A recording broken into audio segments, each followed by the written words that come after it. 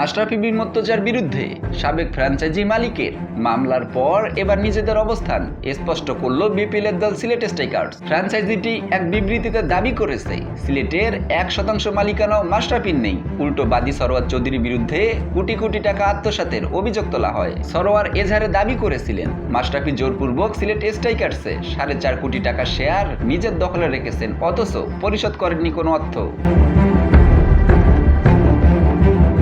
সে দাবি উড়িয়ে দিয়ে সিলেট স্ট্রাইকার্স জানিয়েছে সিলেট স্ট্রাইকার্সের 1% মালিকানাও মাশরাফির কখনো ছিল না এবং এখনো নেই। জোর করে মালিকানা লিখে নেওয়ার তো প্রশ্নই আসে না। ফ্র্যাঞ্চাইজির মালিকানা যে কাগজপত্র বিসিবির কাছে আছে সেখানেও মাশরাফির নাম নেই। 2023 সালের প্রথম আসরে রানার্স আপ হওয়ার পর দ্বিতীয় আসরে আশানুরূপ ছিল না সিলেটের পারফরমেন্স। ফ্র্যাঞ্চাইজিটির দাবি শুরুতে সিলেট স্ট্রাইকার্সে 60% মালিকানা ছিল সরোয়ার গোলাম চৌধুরীর, কিন্তু যখন ক্রিকেটারদের পারিশ্রমিক থেকে শুরু করে অন্যান্য খরচের পালা আসে তখন দেশ ছেড়ে পালিয়ে যান তিনি। মাশরাফির কোনো মালিকানা নেই এই দলে।